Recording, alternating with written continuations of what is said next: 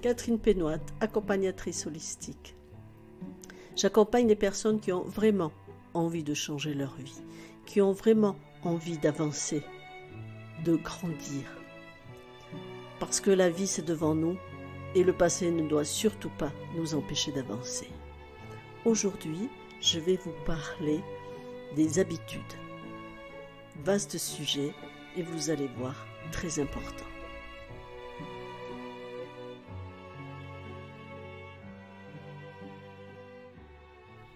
Alors, voilà un sujet intéressant.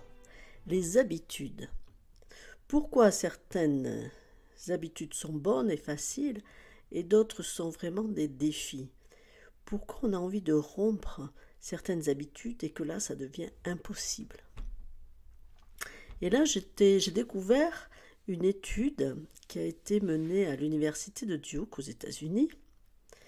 Et ils ont découvert que c'est l'interneurone à pic rapide, qu'on appelle le FSI, qui contrôle les habitudes.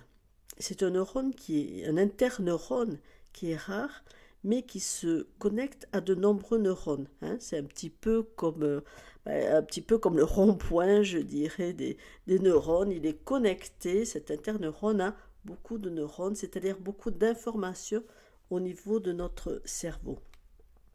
C'est-à-dire que quand on a une habitude, il y a beaucoup d'associations. Par exemple, j'ai l'habitude de boire le café tous les jours après mon petit déjeuner.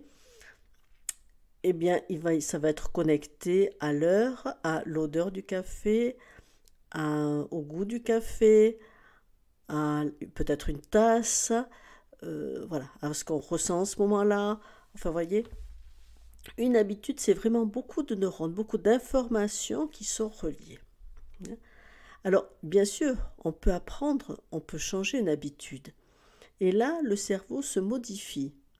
Il va modifier le câblage. C'est-à-dire que, par exemple, si je ne veux plus boire de café, que je me dis, tiens, je vais boire un jus d'orange à la place, il va changer son câblage. C'est-à-dire qu'il va falloir qu'il n'y ait plus cette odeur du café, ni le goût du café dans la bouche, mais on va penser à une orange, on va penser peut-être à quelque chose de frais, quelque chose qui est bon pour notre santé.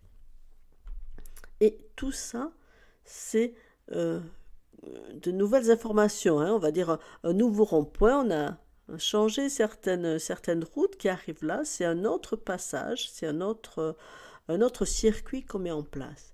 C'est ce qu'on appelle la neuroplasticité, c'est-à-dire que le cerveau est capable de modifier tous ces enregistrements.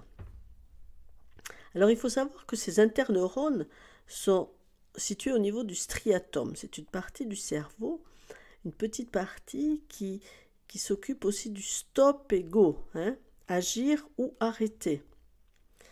Et c'est aussi ce striatum qui contrôle la notion de la récompense ou l'aversion.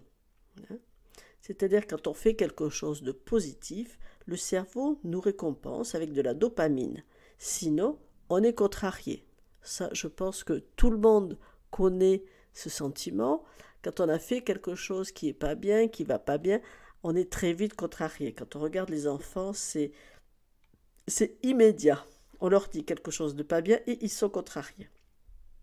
Voilà. Mais par contre, quand on a des comportements négatifs, le cerveau, lui, il va l'accepter au bout d'un moment. C'est-à-dire que si je bois un café, 2 cafés, 10 cafés dans la journée, c'est une habitude que j'ai mise en place. Même si ce n'est pas bon pour moi, le cerveau va accepter cela comme une norme. C'est-à-dire qu'il met un comportement en place, quelque chose qui devient important pour lui. Le cerveau est vraiment le centre d'activité où tous ces enregistrements-là sont pris. Alors, pour changer, vous allez me dire, qu'est-ce qu'on peut faire pour changer ça? Pour changer ça, il faut commencer par recadrer nos pensées.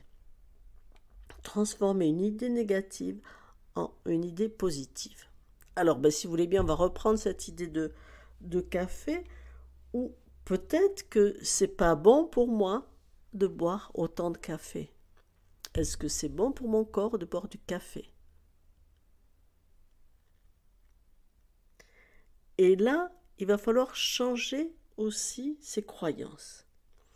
Par exemple, je crois que si je suis fatiguée, le fait de boire un café, ça va vraiment me rebooster, ça va me redonner de l'énergie. C'est une croyance. Et pour vous en convaincre, je vous propose, au moment où vous êtes fatigué un peu dans la journée, on n'a pas toujours les idées très claires, ou on voudrait parler mais c'est pas clair, prenez un grand verre d'eau.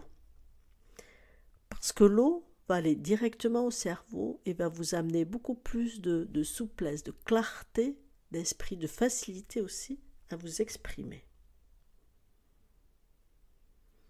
Donc, changez vos croyances. Et ça, c'est important. Parce que si on veut changer quelque chose dans notre cerveau, si on veut changer un comportement qui est très profond, il faut commencer par changer une croyance. Moi, je me souviens, parce que j'ai fumé comme beaucoup de personnes, et puis j'ai arrêté, bien sûr, comme beaucoup, et plusieurs fois. Mais la croyance, c'est j'ai vraiment besoin de fumer.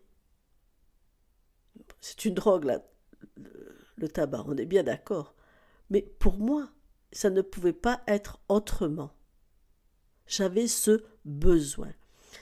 D'autres personnes, ça va être oui, mais c'est mon plaisir. Alors quand on commence à être convaincu que de fumer est un plaisir, c'est vraiment que là, on a fait certains schémas dans le cerveau.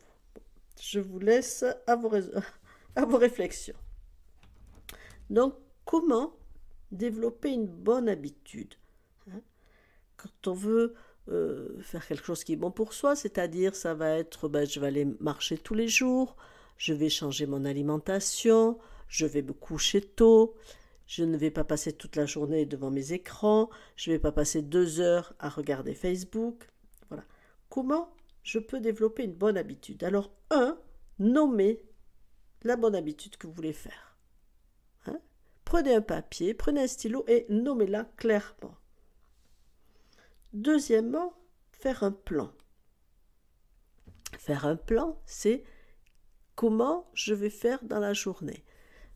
Par exemple, si on prend si vous voulez ne plus passer 2 heures sur Facebook, Instagram co, vous faites le plan de, alors le matin, de telle heure à telle heure, pendant 10 minutes, je regarde.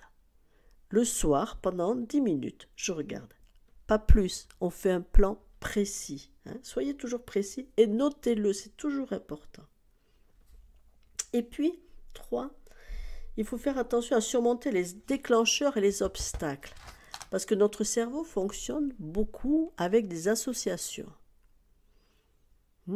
Par exemple, moi je reviens à ce que je connais bien. Quand j'ai arrêté de fumer, le tabac est associé au café et à l'alcool.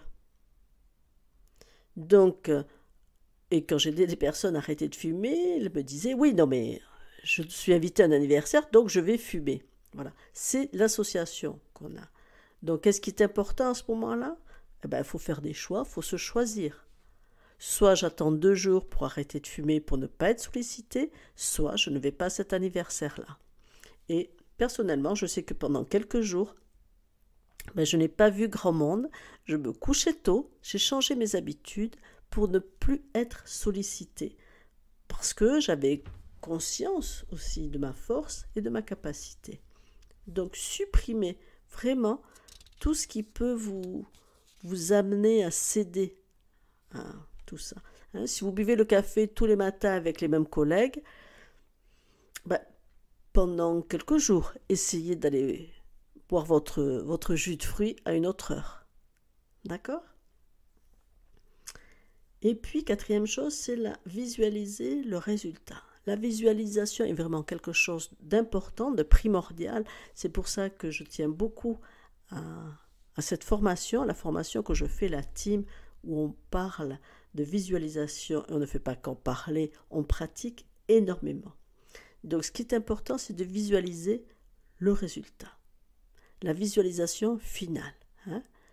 Donc, fermez les yeux, passez juste quelques minutes à vous détendre, à respirer tranquillement et à vous voir avec le résultat final, le résultat atteint. Par exemple, je veux me lever tôt tous les matins, je ne veux pas traîner au lit. Le soir, avant de vous endormir, visualisez-vous avec le réveil qui sonne. Et puis vous avez vraiment cette envie de vous lever parce que vous savez que vous avez des choses importantes à faire pour vous, des choses que vous aimez faire, des choses dont vous avez envie.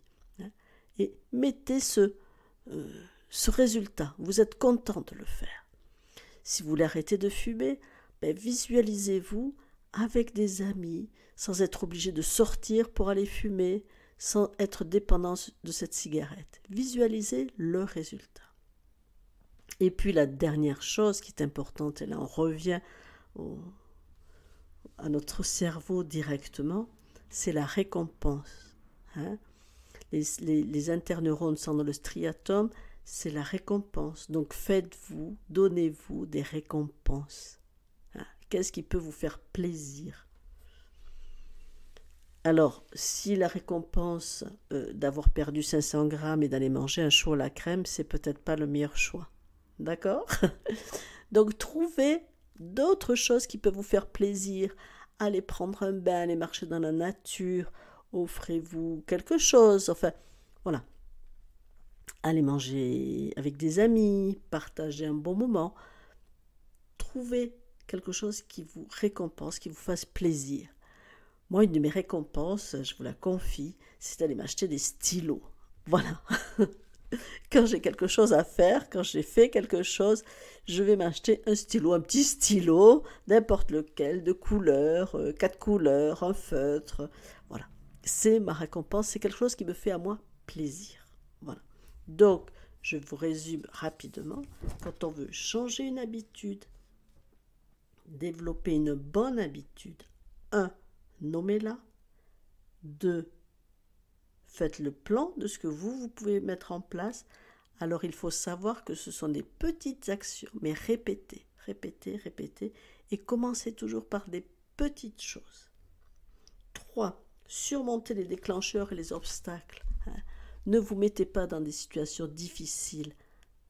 Évitez au maximum tout ce qui peut être trop difficile pour vous. Et puis vous verrez qu'après, vous pourrez y aller, il n'y a pas de souci. 4e chose, visualisez le résultat. Et 5e, récompensez-vous. Vous avez réussi, vous le méritez. Voilà ce que je voulais vous dire aujourd'hui sur les habitudes. Nous en reparlerons sans doute, peut-être, je l'espère. Et si vous venez dans ma formation, la team, vous verrez qu'il y a beaucoup de contenu pour vous aider à aller plus loin, et un soutien quotidien aussi pour avancer là-dedans. Et puis, n'oubliez pas que vous êtes un être merveilleux et que vous avez énormément de capacités en vous. Ne vous sous-estimez jamais. Bye bye les amis, à très bientôt.